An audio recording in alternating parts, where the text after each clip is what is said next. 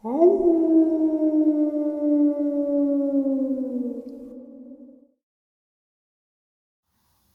greetings and salutations, everyone. Welcome back to tonight's second half. Happy Halloween. I hope to see all of you at our Halloween live stream, 11 p.m. Eastern Standard Time.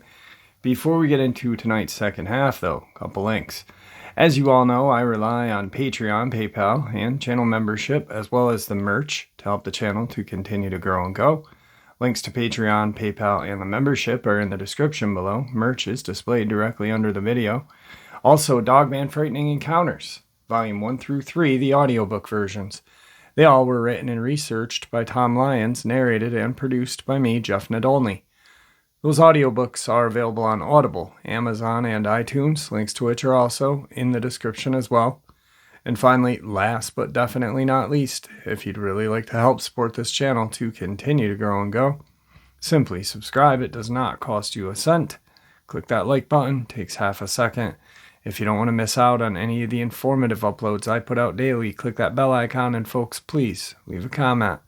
Why? Well, because all of these things, they really do help this channel to continue to grow and go, and they definitely do matter. Now, everyone, I have taken far too much of your time. Let's jump in to tonight's second half, shall we?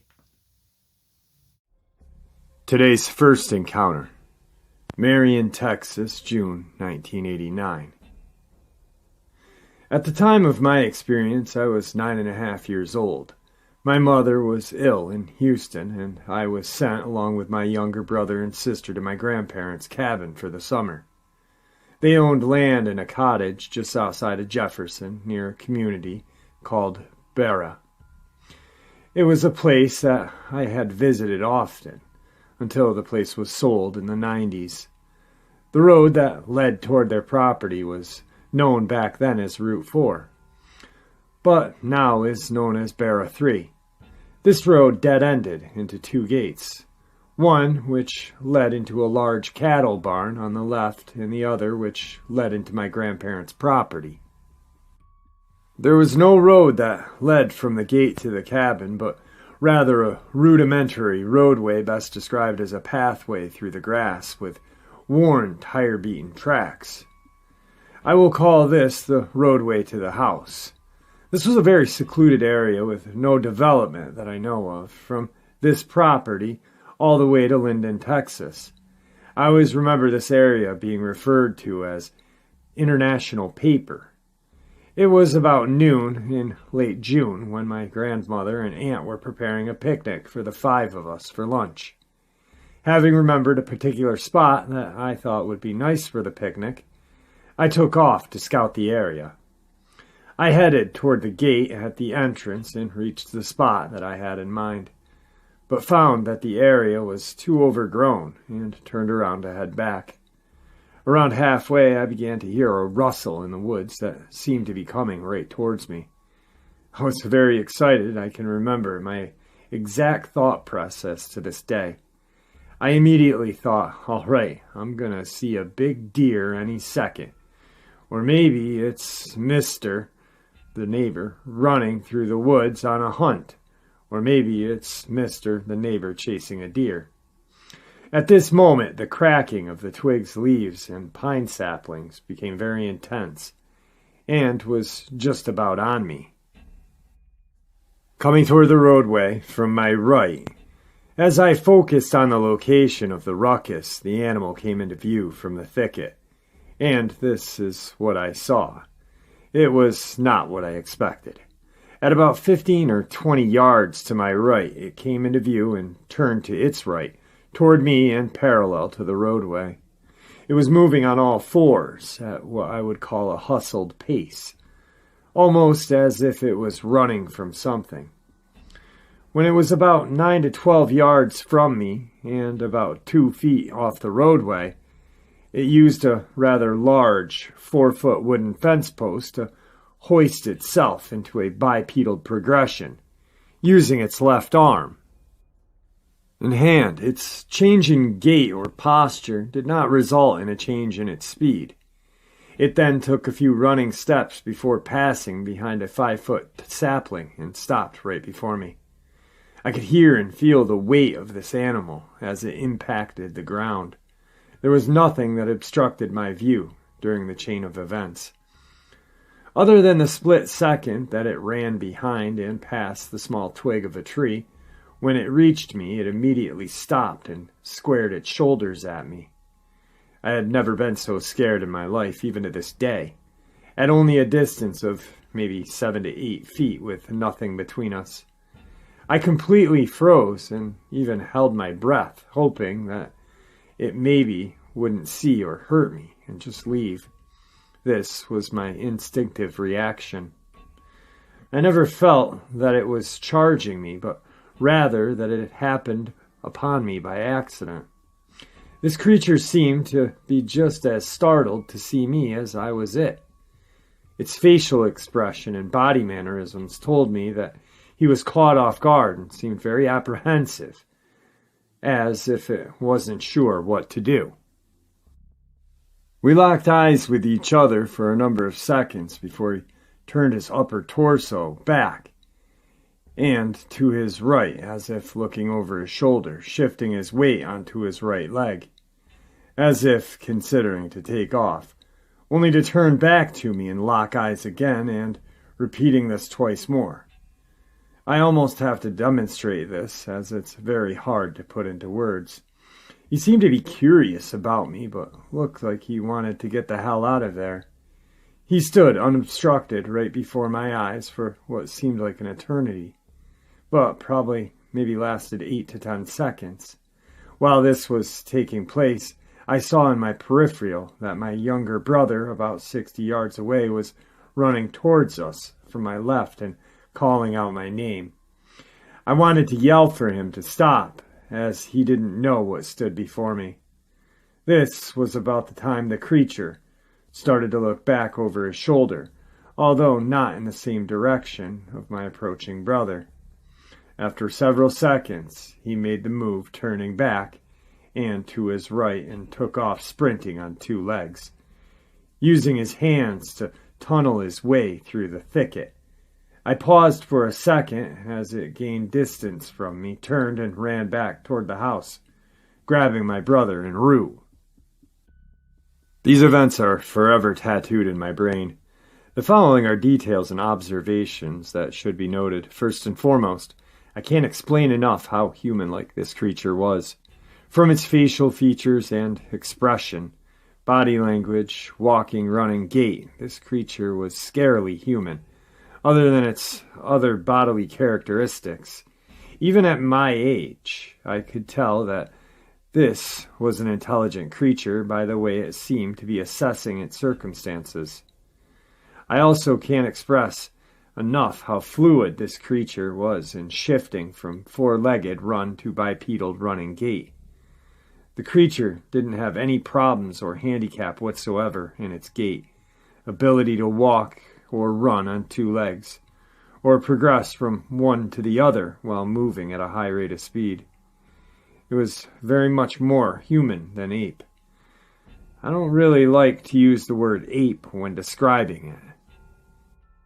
With understanding of my own height at the time, and after taking that into consideration, I would estimate the creature to stand between 7.5 to 8.5 feet tall, though I want to say closer to 8.5. He did have very broad shoulders and heavy muscular structure. This was a massive creature that I would guess weighed in the vicinity of 400 to 500 pounds, but I can honestly see it pushing 6 plus. It was huge and stout. It was also very trim and didn't exhibit a pronounced abdominal region, as an herbivore would. The hair color was deep reddish-brown rusty color, but overall dark. I want to say that it had a mix of different colored strands, some being reddish, some black, but mostly brown overall. It did not appear shiny, but rather dull and coarse. I would guess the length to be 3 to 4 inches.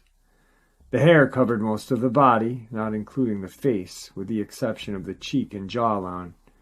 Forehead, palms of the hands, and the hair appeared much thinner, on the thorax or chest and abdominal regions. Its head was cone-shaped slightly to the back or crown of the head, with the hair growing up and back, not growing down into the face. There was a forehead, as the hairline on the head did not exceed down to its brow, which was pronounced. Its neck was very thick and maybe short. I also believe that it may have had a restricted ability to swivel its head from side to side, as a human might do, because my eyes were fixed on its face. I didn't get a good look at its feet or genitals, though I feel for sure it was a male, for it exuded masculinity. Its eyes were dark brown, and its skin looked somewhat tough and weathered. I have difficulty describing the color of its skin. I can only describe it as an overly weathered and medium-toned skin, not black or brown, with a face that seemed more human than ape. Today's second encounter, Harris County, Texas, 1988. In 1988, my wife, fiancée at the time, and I were visiting her grandmother, who was in her mid-80s at the time. She was living on some property that had been owned by my family for over half a century. She had spent a good portion of her life on this property. It was dusk, and we were about to leave, so we decided to sit on the porch before leaving. After sitting on the porch and talking for a while, we heard a loud, "Ewa!" It was coming from just inside the woods behind her house. I'm pretty familiar with animal sounds, but couldn't identify the sound. I figured that since my grandmother lived there most of her life, she should know what it was.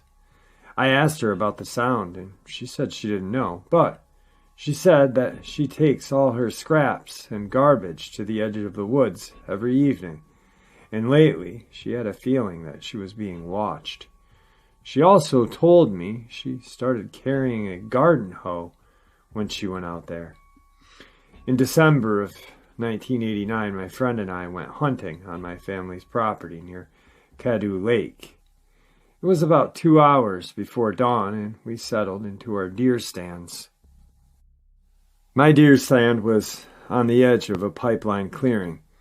My friend's stand was in a thinly wooded area overlooking a small clearing about a quarter of a mile from mine. I sat in my stand, freezing my butt off. I didn't hear or see anything for almost an hour in the freezing temperatures. There was a full moon at night, and it was pretty easy to see in the cleared areas. About an hour before the sun started to rise, I noticed something coming out of the woods. It began to walk down the opposite side of the pipeline clearing towards me. It stayed in the shadows along the side of the wooded area it had exited. It was walking on 2 legs. At first I thought it may be a hunter, but I looked hard to see if it had a gun, and I didn't see one. This was private property a mile off the nearest road, and I didn't see a gun. It was also deer season, dark outside, and the woods are thick with trees, vines, and briar. This thing had just walked out of the woods that are hard for me to walk through during the daytime without getting cut up from briars. I couldn't imagine any person strolling through these woods at night during deer season. At first it was probably 75 yards away, but getting closer. I thought maybe I'm just seeing things, but I decided to click the safety off my gun just in case. Immediately after I had clicked off the safety, this thing heard it. It was barely audible to myself. I could tell it had turned my direction, because its shoulders were now towards me. Without missing a step, it was now walking backwards while looking at me. After about 4 steps backward, it quickly spun around, and I couldn't count the steps after that. It took a few more steps and quickly exited the pipeline. It entered the woods at a different location from where it had exited. I still couldn't believe what I had just seen, but I kept watching where it entered the woods in case it came back out. I noticed one large tree a few yards back in the wooded area that was higher than the other smaller trees around it. The tree began to shake violently. After that, I was done hunting, but I was too scared to exit my stand. I was certain that it had to be a Bigfoot. Every noise I heard after that spooked me. I stayed in my tree stand until my friend came and got me after the sun came up. I told him what I had seen. I don't know if he believed me, but we went looking for tracks. We didn't find any tracks, but we saw a well-worn trail on the ground where it had exited the woods. I couldn't enter this trail because the trees and briars were really thick.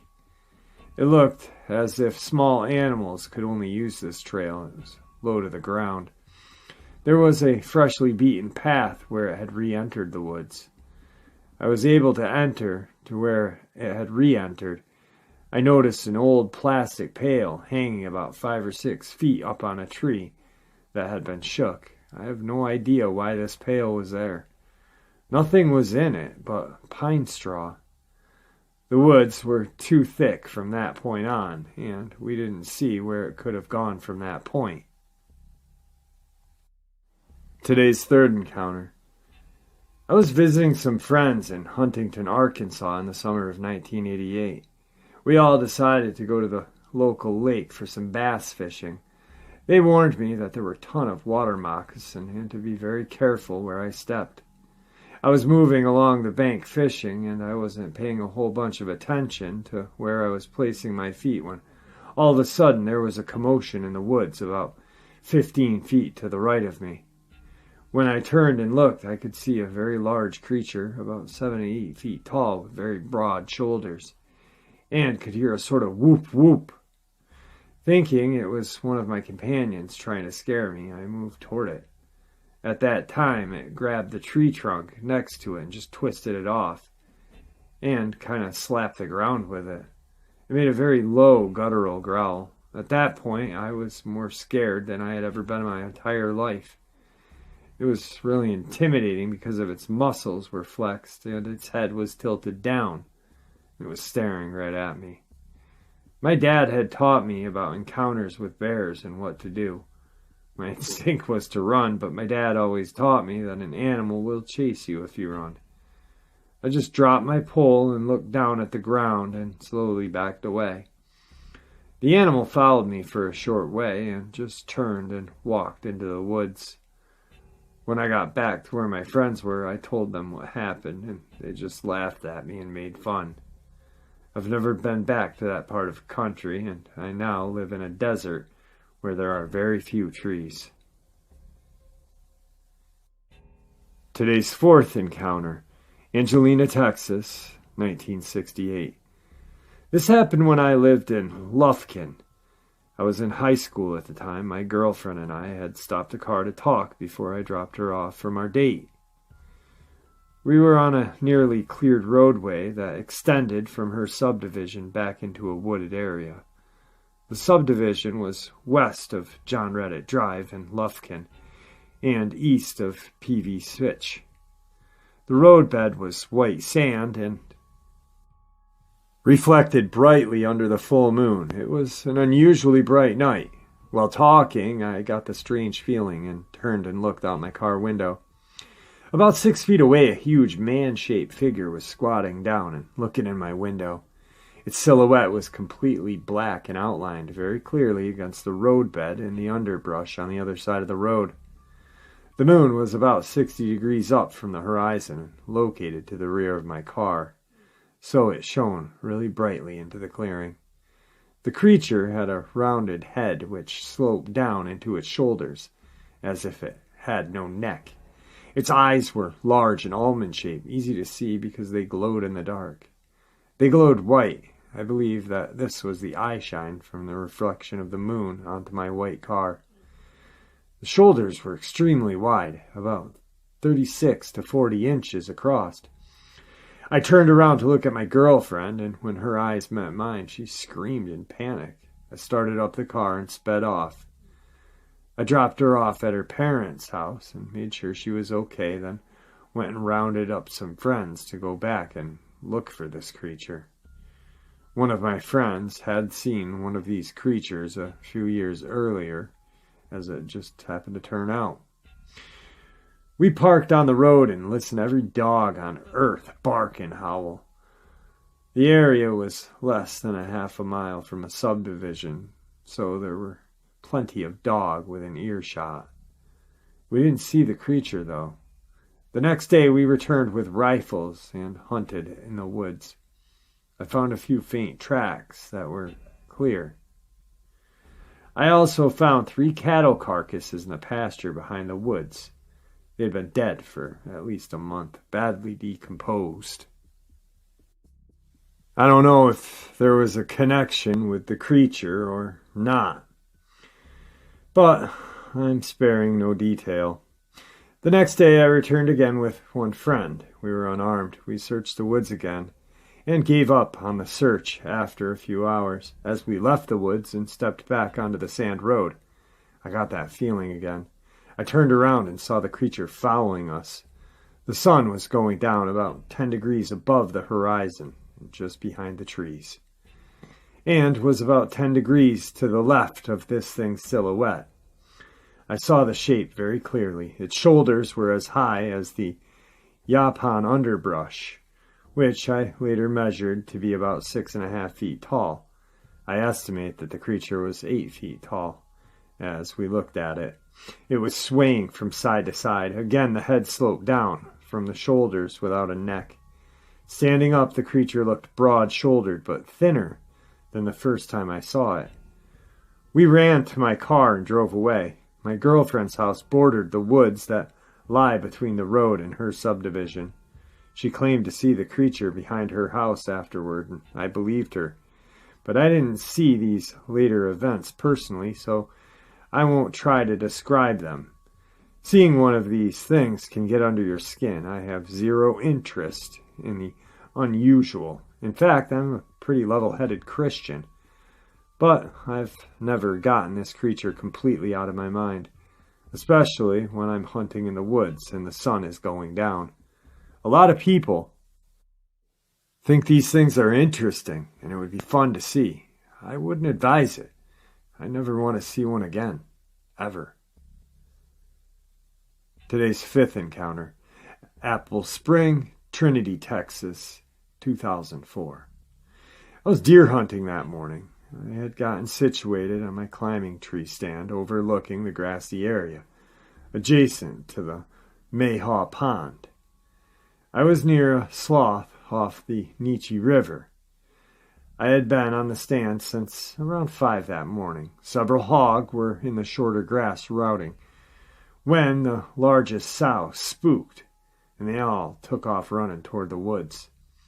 I then saw a large man, I thought, walking slowly, looking around.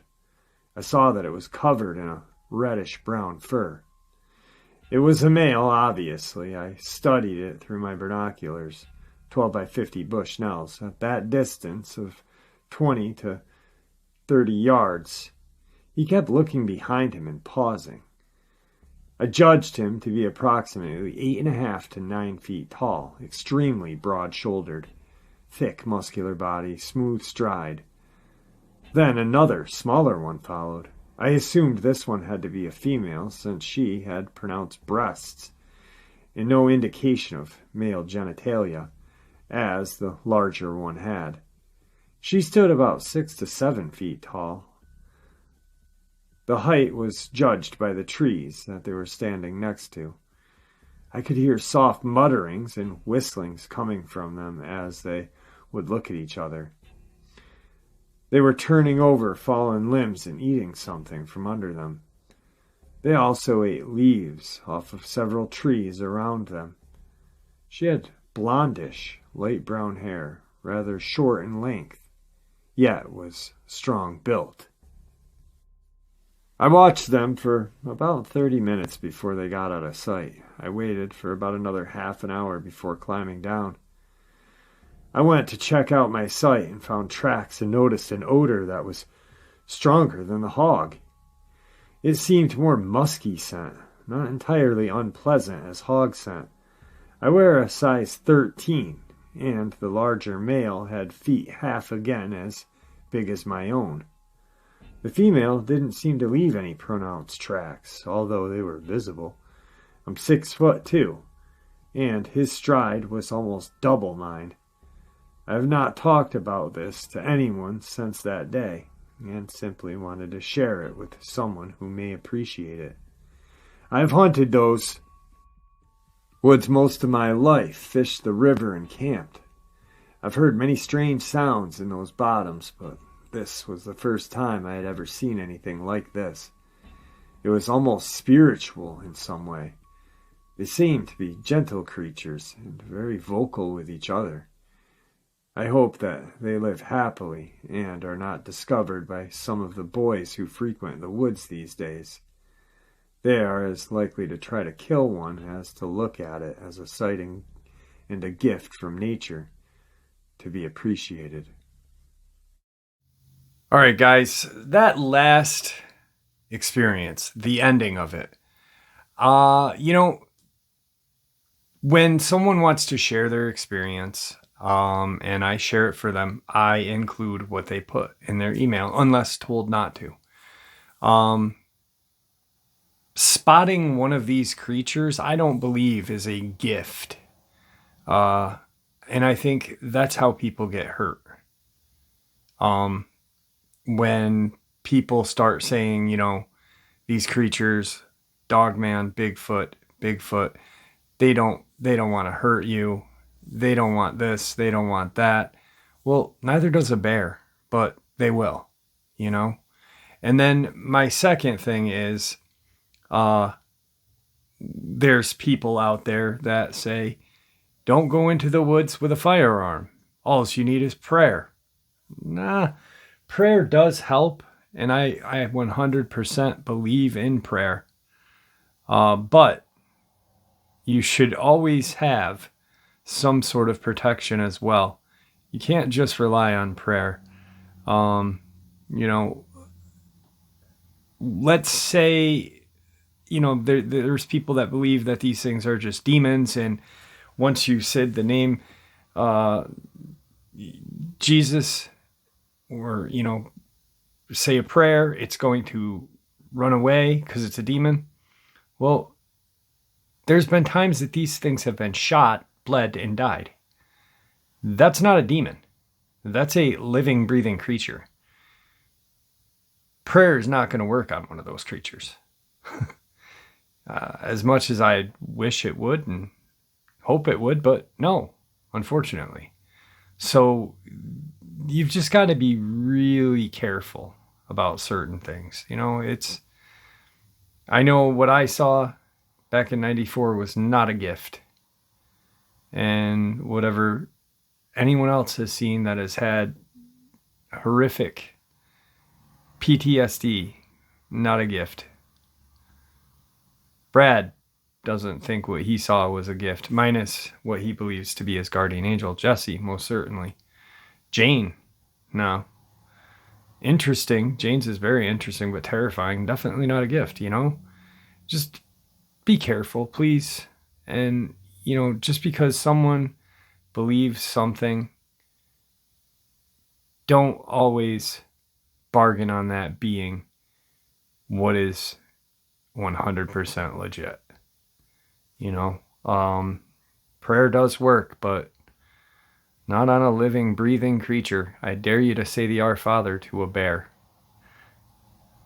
Anyway, I hope you all enjoyed the second half as much as I enjoyed sharing it with you. Your support is what makes this channel so special and what continues to keep it growing and going. With that being said, thank you.